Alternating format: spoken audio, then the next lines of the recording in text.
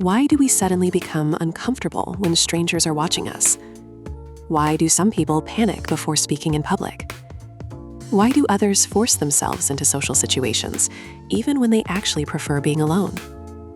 Very often, the reason is simple. We are afraid of how other people see us. This is the core experience behind one of Jean-Paul Sartre's most famous lines: "Hell is other people." The phrase comes from Sartre's play, No Exit. In the play, 3 people are trapped together after death. There are no fire pits, no monsters, no physical torture, but they are forced to face each other forever. Their real punishment is endless judgment, criticism, shame, suspicion, humiliation, and contempt. That is why Sartre writes, "Hell is other people." But this line does not simply mean that other people are bad.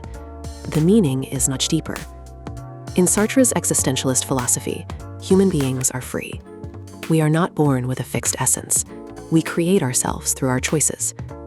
But when we become aware that another person is looking at us, something changes. We stop being pure subjects in our own experience. We become an object in someone else's world. We become something that can be judged, something that can be interpreted, something that can be reduced.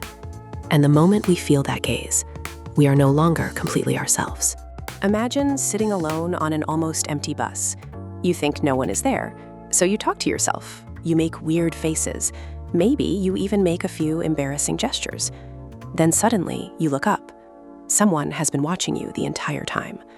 Nothing terrible happened, but immediately you feel ashamed. You feel exposed. You are no longer just yourself. In your mind, you have become that weird person on the bus. This is what Sartre means. Under another person's gaze, we can lose our freedom and become a character in their judgment. And once that happens, we often start correcting ourselves according to what we think they see. Someone says, "You are the funny one." At first, it sounds harmless, but slowly you begin to believe it. You start acting funny to match their expectation. You stop allowing yourself to be quiet, serious, sad, or different. Their label becomes your cage. Over time, you may forget that you are ever free to be anything else. This is why the gaze of others can be so powerful. It does not only judge us, it can teach us to judge ourselves through someone else's eyes. But Sartre was not saying that we should reject all other people. Other people are not the problem by themselves. The problem begins when we hand ourselves over to them, when we allow their opinions to decide who we are. Sartre believed that existence comes before essence. That means you are not born as a finished definition. You are not permanently fixed by one role, one label, one mistake, one comment, or one person's opinion.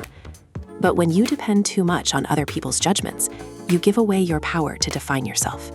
You become trapped inside the version of you that other people recognize. The point is not to ignore everyone. The point is to stop living as an object in someone else's eyes. You can listen to feedback, you can care about people, you can live with others, but you do not have to become whatever they think you are. The real movement is this: from being defined by others to defining yourself, from performing for their gaze to returning to your own freedom. So maybe the real hell is not other people. The real hell is the self that bends completely under their gaze. And the way out begins when you stop asking only, "How do they see me?" and start asking, "Who am I choosing to become?" Subscribe to Mind Traps. See people more clearly. Understand yourself better.